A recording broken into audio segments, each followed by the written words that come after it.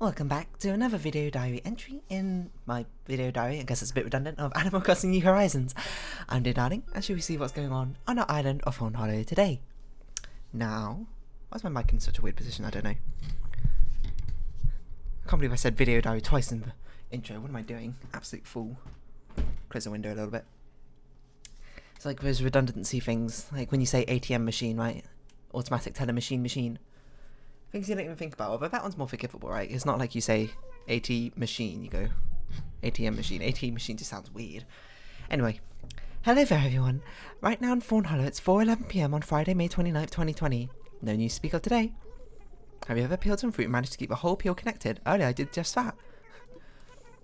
I've probably done that before. I've eaten a lot of satsumas when I was younger, at least. What about banana, That's like easy mode, everyone could do that probably. I did actually water my flowers this time, so don't worry about that. Eric. Hi, Mountain. That's not the voice. Hi, Mountain. Do you like how this postcard smells? I dipped it in gravy, then licked the gravy off and sent it to you. Man, I love smells, Eric. Eric, that's kinda a little bit. Okay. Tremble. Oh dear, patron of the arts. Tremble. My creation inspired by Queen Alexandra's birdwing is here, but fallen world is not ready. Well, I can't hope to capture a majestic or a grandiose bugs. I hope you enjoy my attempt. Let's see how large this one is. It's a rather large butterfly, so maybe this is another 4-piece one. Apparently I didn't give out the presents, so good job me. Whoa, it's huge. Okay. I don't even remember who I didn't give presents to. I'm sorry. I'm really slacking. It was because it was busy yesterday. It was actually Benedict's birthday, and we had good celebrations. We made some purple pansies. Sorry. Now we've only got blue roses left as our final flower. That's exciting. Yeah, we made like a special birthday video. It was super silly, basically, but it was great fun. He seemed to enjoy it. Chock full of references, you know. That's all that good stuff. So yeah, it was a fantastic time. Whatever should you do? Hello, Vivian. Dear, I don't suppose you'd like to buy my lovely double-bridge glasses? How much? Oh, perfect. I'd feel pretty good, sure. I'm not a bargainer. Pleasure doing business with you, love. What's I talking about? Like redundancy or something? Anyway, no, wait, we was talking about Benedict's birthday. Yeah, it was a good time. He had a great time. I bought him some games on Steam. I bought him The Room. Room 2 and 3, because it was a cool series that we both saw. We both played through The Room 1 on Steam, and it's sort of like an escape room style game, except for you're not exactly escaping a room. It's more like you've got a puzzle box you're trying to open up, I suppose, but it's in the style of a escape room. That was really fun. So I bought number 2 and number 3 puzzle games. Great fun. I was trying to see if there was any like other co-op puzzle games. If you know any, please do let me know. We already know about the We Were Here series. We played it. I actually recorded the We Were Here series, except for I don't know if I will ever see the light of day because I didn't really know what I was doing when I was recording using OBS. So my volume is like this, or Benedict's is like this, and it's a bit of a mismatch and probably not very enjoyable to watch. Maybe, I don't know. Maybe I'll like subtitle it and put it on for one day for posterity, but that's not really a big deal right now, to be honest. We Were Here. They're fantastic games though. I'm just trying to find some fruits over here, which I haven't harvested yet, but apparently that's very difficult. Yeah, We Were Here.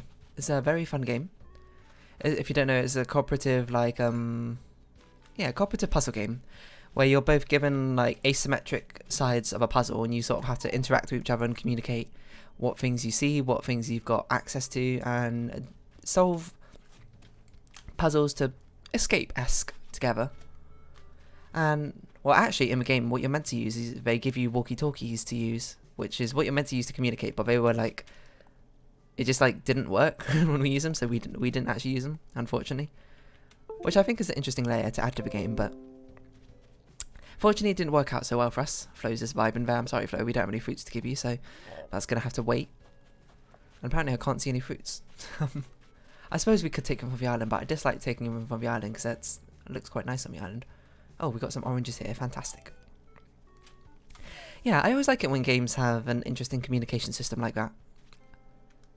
I mean, it's not like I've played all that many, which do, to be honest, but I think it's interesting.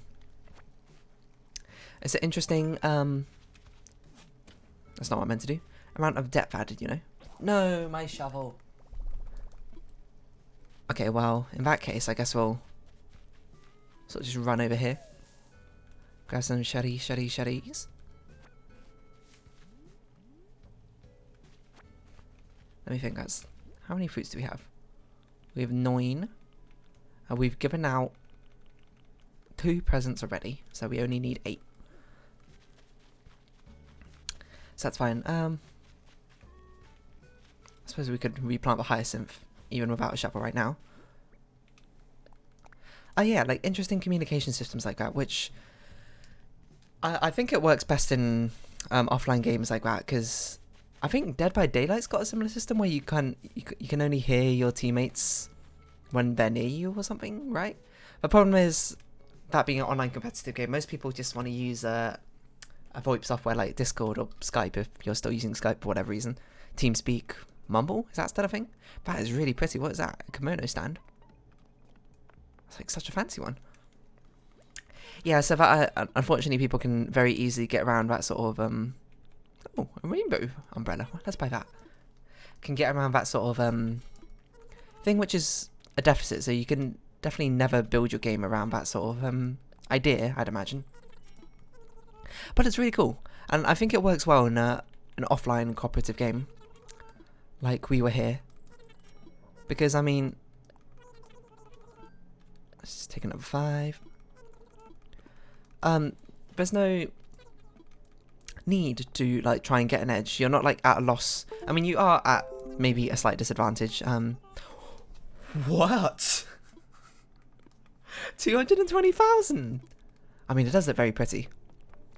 I mean, I suppose we can buy that at some point. We just have to withdraw some money for it. It's unfortunately favorited this umbrella, which I didn't really want to happen. Yeah, so like you're not really, I mean, you are at a disadvantage if you use their in-game built like walkie-talkie-esque system or whatever disadvantageous system they have. But it doesn't really matter. Like, you're doing it for like who are you trying to cheat out, yourself, I suppose. I mean, I understand obviously if a system doesn't work as well as it is intended to. Sorry, I can't speak. Like it did when we were playing. We were here and we just actually couldn't hear each other, unfortunately, and messing with the settings for some reason did not prove all that fruitful. Did I miscount how many fruits I picked? 1, 2, 3, 1, 2, 3, 4, 5, 6.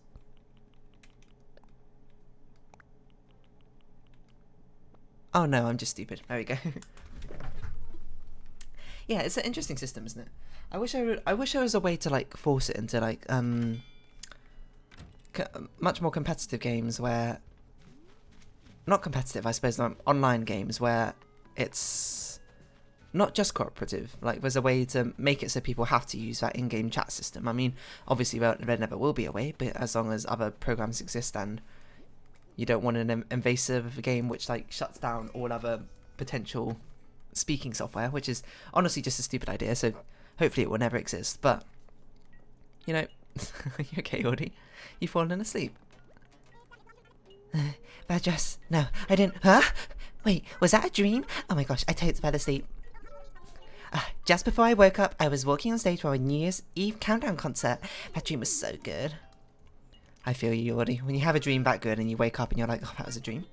It just makes you feel sad. I actually need to crack the window and open a little bit. I shouldn't have closed it that much. It's too hot today. I don't remember what I was talking about. Oh yeah, the voice chat system in games. Another game which I think have it. I can't remember what that game's called. Is it like Operation Cold Point or something? That's like social deduction games. Social deduction games. Now I think about it, probably a very good market to use that sort of opportunity on, of where you can only communicate when you're nearby people rather than, you know, being able to speak with each other all the time. I can't plant on sand? I was going to say. Is it Operation Cold Point? I can't remember. It's something like, it takes place, you're in the Arctic area, you have to go do missions or something. I don't really know much about this game, so maybe I shouldn't be talking about it so casually like this, but you know, I don't know.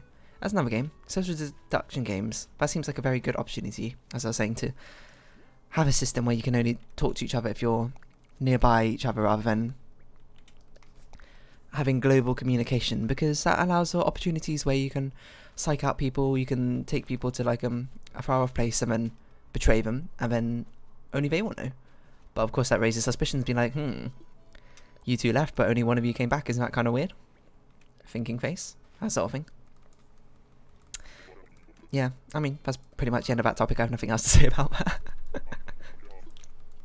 I don't know where to go from there. I don't know. Social deduction games are a very popular sort of game within our circle of friends.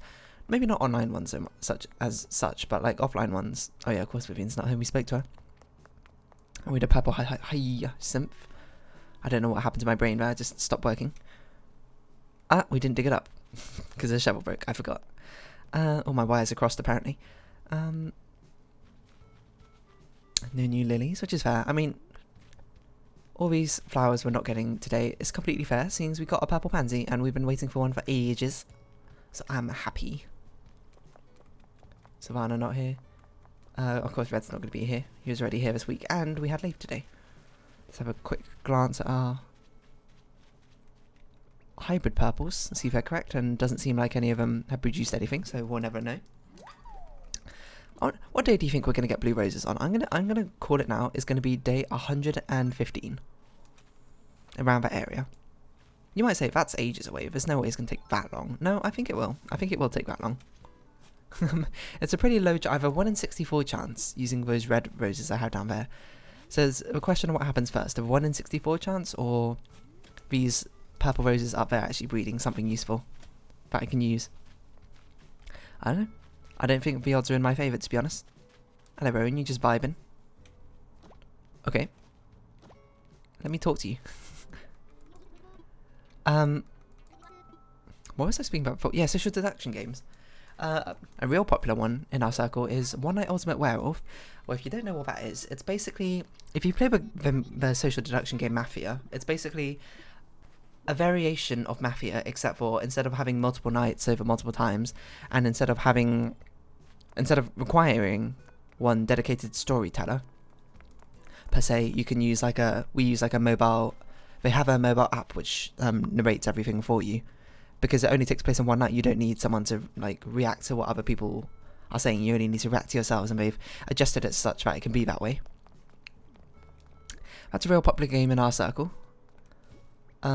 We normally play it when we have like big meetups or whatever. I'm the one with a copy of it, so it's there sitting under my bed, about a meter or two behind me. That's a fun game, to be honest. Oh, it was really, actually, this might be a bit controversial. None of my friends watch it, so it doesn't really matter. It was really fun the first few times we played it multiple times, but then, you know, I think maybe this is just an error of myself, of how competitive games manifest themselves in my mind. But as we start developing a meta, like with ourselves, and we start playing more, I get kind of bored. I'm not much of a competitive person, so I feel like having the competitive drive doesn't keep me interested in a game long enough. What keeps me interested in the game is learning it for the first time and finding like weird mechanics or weird tricks you can do. In this case, like you can pull off like really weird stunts with each other. Like one time, I think my favourite thing I did was try to subtly get across the message that I turned someone into a werewolf when I didn't actually. I was double bluffing them by claiming that I was their Mason partner. If you have never played One Night Ultimate Werewolf, that would make no sense to you, and then being very insistent about it in such a weird way that they made them think I'd be like, they must be I must be a werewolf, and they turned me into a werewolf, and this is their way of saying it, and I didn't. So I can't remember who that was with. I think I was on holiday or something. And if you have no idea what One Night Ultimate Werewolf is about, that makes no sense to me. I'm pretty sure you taught me how to make a garden bench, Diana. Anyway, yeah, so I get less and less interested, I think, in all those sort of competitive based games, I suppose, as time goes on, because my interest in it isn't competing, winning, and like honing my skill in the game and getting better and better. It's more like I want to find weird stuff to do, interesting stories to tell through it, that sort of thing. And then once that happens, I'm sort of like, okay, I'm done with the game. I find out as well because actually there's a whole string of topics I want to talk about on this, but we'll get to that in a second. The first thing I want to say was I want to talk about TFT. If you don't know what TFT is, it's Teamfight Tactics. It's like a game developed by Riot Games, the people who made League of Legends, which it's like an auto battler, which if you don't know what an auto battler is, it's more like a strategy based sort of, kind of like a deck builder, like a deck building card game, except for you don't have cards, you have pieces which fight on a 2D board, I suppose, rather than the 1D-ness of a card game. Are card games 1D? That's probably not true. I don't know. 1D, whatever. I don't remember what I was saying. Yeah, and I played that for the first season that came out, and I got pretty good. I got to Diamond 1.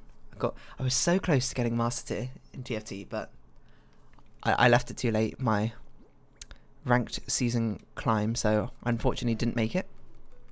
Which, you know, it happens.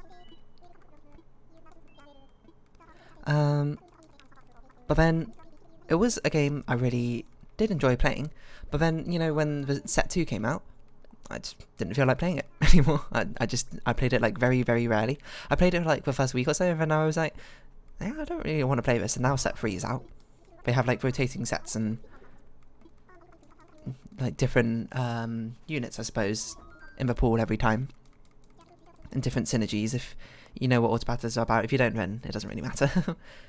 Basically, it's just like think of it a new wave, like a new update or something. Basically, big update where they revamp all the playable cards and that sort of thing. Yeah, and set 3, I just haven't played at all. Whoa, 300 fossils assessed. That's a lot. It just, I don't know, it didn't interest me. I think I enjoyed it a lot to begin with because I like making weird teams and like weird strategies, I suppose, to play the game.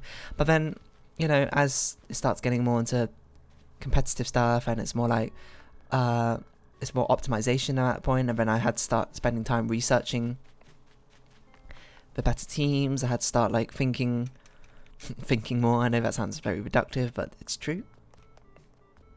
I was sort of like, nah, it's not for me anymore. I don't have that competitive drive to keep me going through these sort of games, so I don't really want to do it. Which is a shame. It's a good game. I should probably get back to it sooner or later.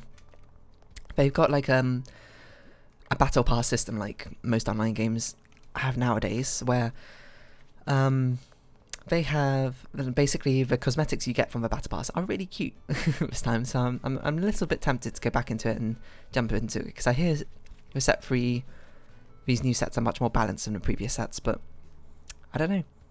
I think it's just the thing stopping me is my lack of competitive drive. And the other thing I was going to talk about before is because, have you heard about that theory about the types of players who play video games? I think it was mainly for MMOs or something, but I'm not quite sure.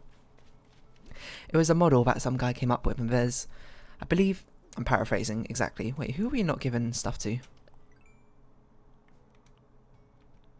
Lily? Sylvana? Axel? We haven't even checked Axel's house, but Sylvana and Lily weren't in their house, so I assume they're in a museum or something. Any more flowers? No, just stuff to put away. Axel's not home either. That's interesting. Oh, Axel's right there. What the heck? How long have you been there for? Oh. Don't tell me that's a comedian outfits you got there. I've been looking for that for exact same thing forever. I'm so jelly donut. So, Somersault, do me a huge favour. Let me trade my colour block dress for that shirt for that. Sure, why not? Yes, I knew you were a good pal with Somersault. It's a trade. That's the first time someone's asked to do a trade, so that must mean I'm like best friends with Axel now. And I have a chance of getting his portrait. Isn't that exciting? Yeah, wait, hold on. I'm going to look up who it is. Types of players. 4 types. It's like Explorer, Achiever. Whose model is it? Bartle's player types of gamification. Yeah, there's 4 types. There's a killer, the Achiever, the Explorer, and the Socializer. And look, they even put it on a nice little graph for you here. Now, if I remember, killers are the people who take misery in basically just beating others. or something. Like they're the people who like PvP. Oh, you know, there's this image right here. Defined by a focus on winning rank and direct peer-to-peer competition. They like competition. They like seeing that they're the best, and they like to make other people, you know, have a rough time. If it, I suppose, might be a way to put it. Hold on, I don't need this here. I already got one. Let's put our bird wing down. Let's not put that down. No! Why am I so stupid?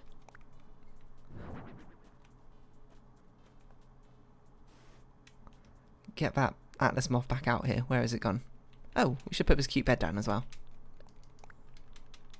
I don't know how long that's been sitting. Maybe I should redecorate my home a little bit now. We've got even more stuff going on. You see the Atlas model? I don't see it. Did I go past it? I must have gone past it. Ah, there it is. We have 1,000 slots taken up in our storage. That is absurd to me. Have we done so much? I nearly did it again. I nearly did it again. There's no room? Are you serious?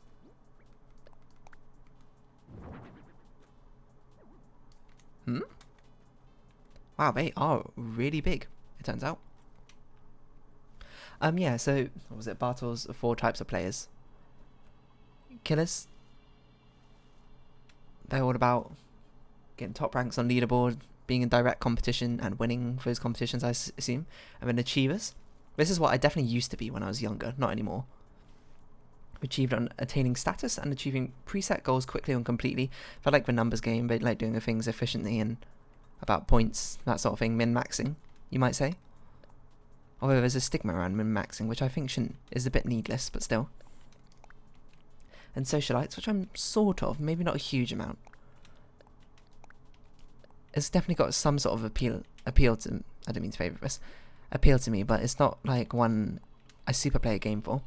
I focus on socialising, developing a network of friends and contacts. I kind of like it. I just put the cute bed away. Don't get me wrong, I definitely do like the social aspects of game. Why don't we just do that for today? Just decorate our room instead. I definitely do like the social aspects of certain games. It depends. I don't know. I like roleplay quite a lot, so in like a D&D sense, not like other sense. I don't know what other senses there are, but we have too many accolades. We don't have enough room to put them anywhere. I suppose we'll move this over here. Move our wardrobe next to us. Nah. Put that in storage. Where's our pockets? Put this cute bed down. How do I rotate this? Like that. I was going to replace this with that cute tea table we got. Could put this over here. Perhaps we should move a wardrobe up one so it should be like this.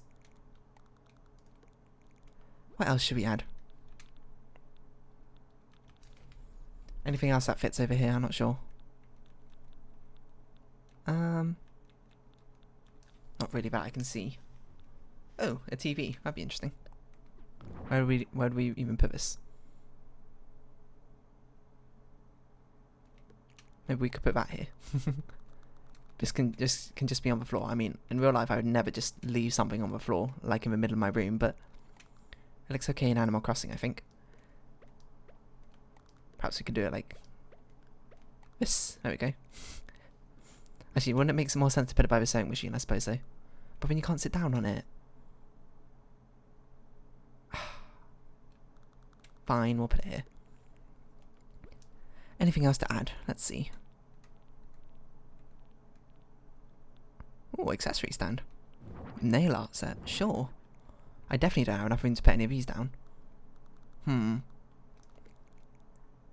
Maybe we start putting this stuff away.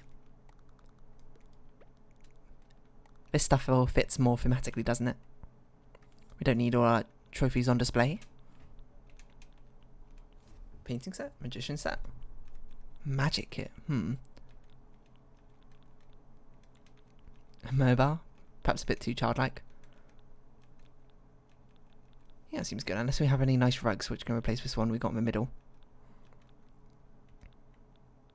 These are some nice rugs. Alright, there we go. Some nice decorations. Let's see what else we can put in our main room here. We've got more planting matter. Planting matter is such a weird way of saying it. Anyway, the last gamer type is explorers, which I think is what I am now, to be honest. They like to explore things. I don't know. Let's see. A focus on exploring and a drive to discover the unknown. I remember it being described as they like interesting, they like gimmicks. They like to see unusual, like hidden things, which not everyone finds, that sort of thing. At least how I would say it for myself is I like to find weird ways that things interact with each other, little secrets, and I like lore quite a lot as well, so that sort of thing. So maybe, I don't know. Maybe I don't quite neatly fit into these, which I suppose is probably the point, isn't it? You're not meant to exactly fit into one of these, like, straight up. It's meant to be like a mix of a spectrum, I suppose, of how much one of them fits you well or not. Why don't we put these plaques up here, these model heads? Not those plaques. This and this. It could be like that. I suppose that might look a bit unnerving to a lot of people. Especially if you don't like insects. I'm sorry if you don't. But I like insects. Wow, we have a lot of monsteras. Do we have any room to put them down anywhere? Not really.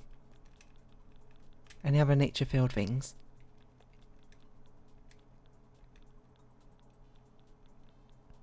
Not that I can see.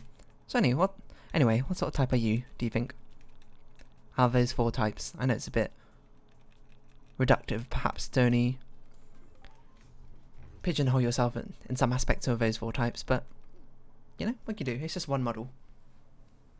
It's a 2D grid. See, they've got them all these grids, which I didn't know, from the, with one axis for y-axis being acting to interacting, acting being killers and achievers, and interacting being socializers and explorers, and players versus world, players being killers and socializers, and world being achievers and explorers. I don't know. Oh, you know what we should do?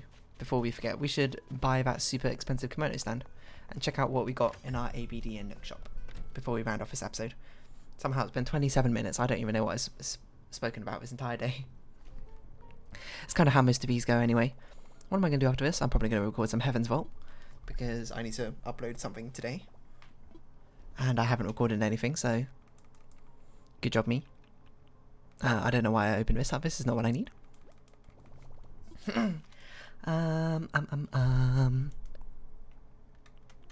KK Condor. Have we got this? I'm not sure. Let's search. Condor.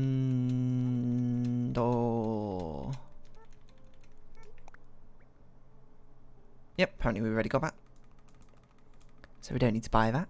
But we will withdraw 220,000 bells from our ABD to buy this very expensive, excuse me, kimono stand. It's not like we're really strapped for cash or anything anytime soon. So we can spend and live frivolously until we start trying to move around buildings and build more inclines and bridges. But you know, that's stuff for another time, not for this time. So yeah, I don't know. What sort of gamer type are you? Maybe there's a quiz I can take on and find out. There probably is, almost certainly. Whether it's got any merit, I'm not really sure. This is basically just Myers-Briggs, except for Lily, how long have you been here? Except for we're talking about it in the context of games instead. Can I just give you 99,000 bells? That seems a little bit excessive.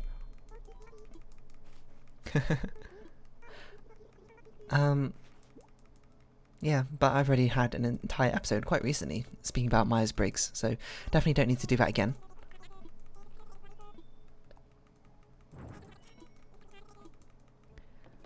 But that's for Myers-Briggs for today, and that's apparently today's discussion, so who knows what I'm doing anymore. We should probably round off this episode here. It's gone off the rails. It's devolving. It's too hot. It's getting to my brain. So anyway, if you have been watching, thank you very much. This has been Animal Crossing New Horizons, and I've been Dear Darling. I hope we can see each other again, but for now it's our farewell. So until next time, bye bye for now.